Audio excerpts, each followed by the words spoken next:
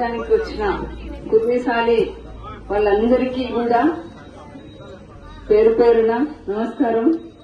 ఈ రోజు ఈ వనభోజన కార్యక్రమానికి నన్ను ఆహ్వానించినందుకు నాకు చాలా సంతోషంగా ఉంది. అందరికీ ధన్యవాదాలు. ఆ పార్వతీ పరమేశ్వరుల ఆశీర్వాదం మనందరికీ ఉండాలని చెప్పేసి ఆ స్వామిని మనస్ఫూర్తిగా నేను వేడుకుంటున్నాను. అందరూ ఆయురారోగ్యాలతో ఉండాలి. ఈ కార్తీక వనభోజనాలు ఎందుకు నాకు తెలిసినంత వరకు అయితే నేను చెప్తున్నా, ఎందుకు పెట్టుకుంటామంటే ఇప్పుడున్న జనరేషన్ లో ఎవరింటికి వాళ్ళు అంకితం అయిపోతున్నారు. అదే పల్లెటూరులో అనుకోండి, సాయంత్రం అయ్యేసరికి భోజనం చేసిన నుంచి 7 గంటలప్పుడు భోజనం చేసిన నుంచి ఇళ్ల ముందర కూర్చొని అందరు కలిసి బాగా కూర్చొని మాట్లాడుకునేవాళ్ళు. కానీ ఇప్పుడు అలాంటి పరిస్థితి కాదు మనది. టీవీలు చూడడము, సీరియళ్లు చూడడము, ఎవరింట్లో వాళ్ళు ఉండడము, ఇదే సరిపోతుంది. ఈ కార్తీక వనభోజనాల వల్ల అందరం కలిసి సంవత్సరానికి ఒక్కసారన్నా అందరం కలిసి బాగా కూర్చొని బంధువులు గాని స్నేహితులు గాని అందరు కలిసి కూర్చొని ఒక చోట కలిసి భోంచేయడము, ఇదంతా ఒక ఆచారం అన్నమాట. ఆచారం ఇదొక మంచి, ఎందుకంటే అందరం కలుస్తాం, ఎంత హ్యాపీగా గడుపుతాం పొద్దున్న నుంచి సాయంత్రం దాకా. ఇలాంటి అవకాశం మళ్లీ కార్తీకాలలో తప్ప మనం కల్పించుకోము. అందువల్ల ఇలాంటి కార్యక్రమం చేసుకోవడం అనేది ఒక ఆచారం. పెద్దలు ఎందుకు పెట్టారో కూడా ఇప్పుడు మనకు తెలుస్తుంది. అందరు కలవాలనే ఆలోచనతో కూడా పెట్టింటారు. ఇంకొక విషయము, నేను బనగానపల్లిలో ప్లాస్టిక్ నివారించాలని చెప్పేసి, ప్లాస్టిక్ వాడకూడదు మనం అందరం అని చెప్పేసి ఒక నిర్ణయం తీసుకున్నాను. ఎందుకంటే నేను ప్రచారం తిరిగేటప్పుడు ఎలక్షన్ల కంటే ముందు ప్రతి ఇల్లు తిరిగాను, ప్రతి సందు తిరిగాను. అందరి ఇళ్లకు నేను వచ్చింటాను, మీ ఇల్లు అందరి ఇళ్లకు వచ్చింటాను. చాలా వరకు మన బనగానపల్లిలో అన్ని చిన్న సందులలో ఉన్న ఇల్లులు మాక్సిమం 60-70% కూడా చిన్న సందులున్న ఇల్లులు మనవి. అందువల్ల అక్కడ ఏమవుతుందంటే ఎక్కడ చూసినా కూడా ఈ డ్రైనేజీలలో ప్లాస్టిక్ వేయడము, కాలువలలో అవి కరిగిపోక ఎక్కడ పడితే అక్కడ అడ్డుపడి మొత్తం కాలువలన్నీ మనం బ్లాక్ అయిపోతున్నాయి. రోజు వస్తుంది ఒక ట్రాక్టర్, ఇది చెత్త వేయకండి కాలువలని రోజు చెప్తుంటది. కానీ అది ఏంటో తెలియదు. కానీ ఒక అలవాటు ప్రకారం చేతులు అనేది కాలువలో పడేస్తుంటారు. అలా ప్రాబ్లమ్స్ వస్తున్నాయి, దోమలు వస్తున్నాయి, తర్వాత వాసన వస్తుంది, భరించలేని వాసన కాలువలలో నీళ్లు నిలబడి. అందువల్ల నేనేమనుకున్నా అంటే నాకు తిరిగినప్పుడు నాకు అర్థమైపోయింది, ఇది పర్మనెంట్ పరిష్కారం చేయాలి బనగానపల్లిలో. ఈ ప్లాస్టిక్ లేకుండా చేస్తే తప్ప దీనికి పరిష్కారం కాదు. ఎంత చెప్పినా వేస్తుంటారు. ఇది అదే మన పేపర్ గ్లాసులు గాని, అది మన పేపర్ కవర్లు గాని అలాంటివి అనుకోండి, నీళ్లలో కరిగిపోయి అవి నీళ్లతో పాటు కొట్టుకొని పోతాయి. అప్పుడు మన డ్రైనేజీలు నిలబడిపోయి నీళ్లు ఆగిపోయి మనకు వాసన రావడము, దోమలు ఉండడము ఇదంతా ఉండదు అని చెప్పేసి మన సార్ గెలిస్తే, మన తెలుగుదేశం ప్రభుత్వం వస్తే ఖచ్చితంగా చెయ్యాలా అని చెప్పేసి నేను డిసైడ్ అయినాను. అందువల్ల ఇప్పుడు దాదాపు 1 నెల రోజులు అవుతుంది మొదలు పెట్టాను. ఎందుకంటే ఫస్ట్ మనము ఎక్కడి నుంచి స్టార్ట్ అవుతుందంటే కిరాణం షాపుల నుంచి మనకి వస్తాయి. వాళ్లే గ్లాసులు అమ్మడం గాని, ప్లాస్టిక్ కవర్లు అమ్మడం గాని, మనం తెచ్చుకున్న సరుకులు ఏవి తెచ్చుకున్నా కూడా మనము అదే కవర్లలో వాళ్ళ నుంచే మనం తెచ్చుకుంటున్నాం. అందువల్ల వాళ్ళ కిరాణం షాపులు వాళ్ళందరినీ కూడా పిలిపించి మాట్లాడాను. మాట్లాడితే అన్నా మన ఇంట్లో మనం చేసుకుందాము, ఎందుకంటే మీరు కూడా ఎంత వాసన వస్తుందో డ్రైనేజ్, మీరు కూడా ఇబ్బందులు పడుతున్నారు అందరి ఇళ్ల దగ్గర కూడా. మీరందరూ సహకరిస్తే ఖచ్చితంగా మనం బనగానపల్లిలో ప్లాస్టిక్ లేకుండా చేసుకోవచ్చు అని చెప్పేసి నేను వాళ్ళని అందరినీ షాపులు మొత్తం దాదాపు 100 మంది పైనే అందరూ వచ్చారు. అన్ని షాపులలో వచ్చారు. అందరితో అడిగితే అందరూ సహకరించారు. తప్పకుండా మాకు కూడా మేలే. ఎందుకంటే ఒక 1/2 కేజీ చక్కెర కొన్నా ఒక కవర్ అడుగుతారు. ఇంకొక 100 గ్రాములు ఇచ్చినా కూడా ఒక కవరు, ఆ రెండింటికి కలిపి మళ్ళీ ఇంకొక పెద్ద కవరు. మాకు ఇవే ఎక్కువైపోతున్నాయి. సుమారుగా దాదాపు 500 నుంచి 1000 రూపాయల దాకా మాకు రోజు ఈ కవర్లకే అయిపోతుంది. మాకు కూడా మేలే, మాకు కూడా ఇది కూడా మిగులుతుంది అని చెప్పేసి వాళ్ళు కూడా అందరూ సహకరిస్తామన్నారు.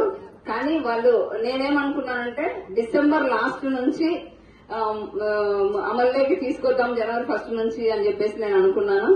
కానీ వాళ్ళు ఏమన్నారంటే ఒక్క 15 రోజులు ఎక్కువ ఇవ్వండి, సంక్రాంతి నుంచి పెట్టుకోండి.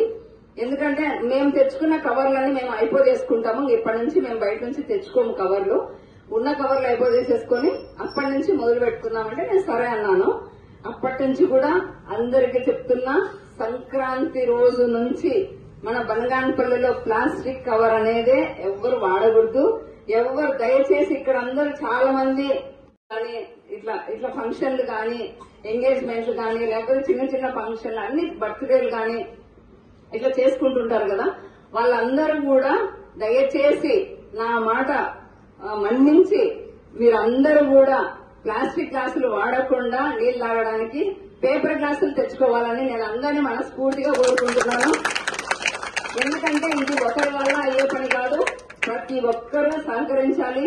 మీరు పెళ్లిళ్ళు చేసుకున్నా ఏం చేసుకున్నా ఖచ్చితంగా పేపర్ గ్లాసులే వాడండి. మన బనగానపల్లిలో ప్లాస్టిక్ లేకుండా చేసుకుంటే మనమే ఆరోగ్యంగా ఉంటాం.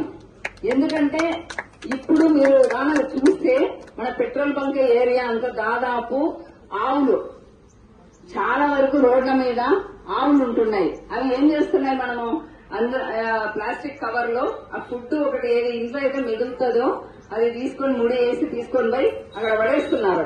పడేసినప్పుడు ఆవులకి అది తినాలనిపిస్తుంది. అవి ఏం చేస్తున్నాయి, తీసి కవర్ ముడిని తీసి ఇవంతా చేయలేవు కదా, అవేం చేస్తున్నాయి ప్లాస్టిక్ తో సహా ఫుడ్ తినేస్తున్నాయి. తినడం వల్ల చాలా వరకు చనిపోతున్నాయి, చాలా వరకు చాలా రోగాలు వస్తున్నాయి దానికి. మీకు తెలుసా, అవి పాలిస్తుంటే అవే పాలనే మనం తాగుతున్నాం. వాటి ఆరోగ్యంతో పాటు మన ఆరోగ్యం కూడా పాడవుతుంది. మేకలు గాని గొర్రెలు గాని అవి కూడా మనం తింటున్నాం. అవి కూడా ఆ ఫుడ్ కోసం పోయి అవి కూడా తింటున్నాయి ప్లాస్టిక్ కవర్లు. నేను అటుపోతూ ఇటుపోతూ చూస్తుంటాను.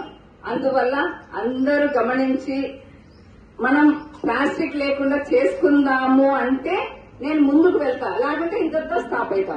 మీరందరూ సహకరిస్తామంటే నేను ఖచ్చితంగా నేను లేకుండా నేను చేస్తాను. బనగానపల్లిని ఒక ఆరోగ్యవంతంగా చేసుకుందాం, మనకి ఏ రోగాలు రాకుండా. ఇప్పుడు చూడండి, ఎక్కువ వరకు మనకి చాలా వరకు ఎక్కడ చూసినా క్యాన్సర్స్ ఎక్కువ వస్తున్నాయి. ఎందుకు వస్తున్నాయంటే ఈ ప్లాస్టిక్ వల్లనే. అదే తింటున్నాం. ఇంకొకటి, ప్లాస్టిక్ కవర్ లో కాఫీ షాప్ లకు పోతే ప్లాస్టిక్ కవర్ లో కాఫీ పోసుకొని పోతున్నారు.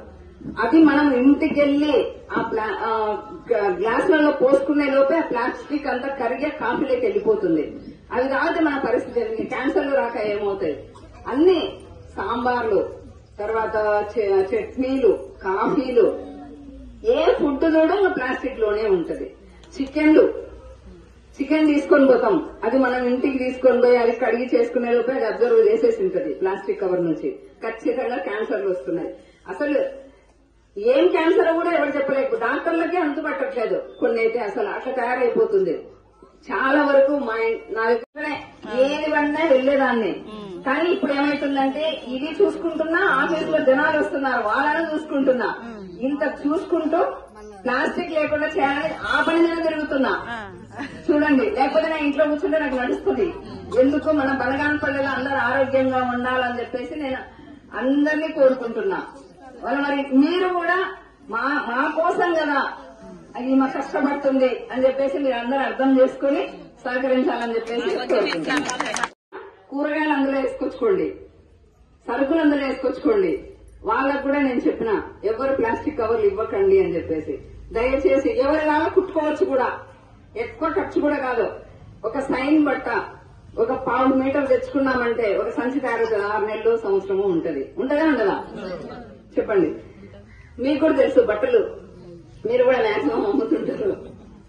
ఓకేనా? ప్రతి ఒక్కరు సహకరిస్తారా? మరి మన బనగానపల్లిని ప్లాస్టిక్ లేకుండా చేసుకుందామా? ఏ ఫంక్షన్ అన్నా దయచేసి ఎక్కువైతే కొంచెం ఎక్కువైతుంది. వేలు పెట్టి మీరు ఫంక్షన్లు చేస్తుంటారు, ఒక 2000 3000 ఎక్కువైతుంది. అంటే ఏమంటే ఈ గ్లాసులో పేపర్ గ్లాసులో కొంచెం ఈ ప్లాస్టిక్ గ్లాస్ కంటే కొంచెం ఎక్కువైతుంది. వాడతారా అందరూ దయచేసి? ఏ ఫంక్షన్ చేసుకున్నా అదే వాడండి, అవే తెచ్చుకోండి. ఎక్కడనే కానీ ప్లాస్టిక్ అనేదే ఉండకూడదు. ఓకేనా? దయచేసి అందరూ సహకరించాలని చెప్పేసి ఈ అవకాశం ఇచ్చిన అందరికీ కూడా పేరు పేరున ధన్యవాదాలు. నమస్తే. క్యాన్సర్ వచ్చిందమ్మా, ఏ డాక్టర్కి ఎవరికైనా చెప్పమ్మా, మీకు తెలిసిన డాక్టర్కి. ఈ మధ్య ఎక్కువైనారు. ఎందుకు? ఇది అవసరమా మనకి? అందుకోసమే మనమే ప్లాస్టిక్ లేకుండా చేసుకుంటే మనకే ఆరోగ్యంగా ఉంటాం. ఇంకొకటి, దీంతో పాటు కూడా మన బనగానపల్లెలో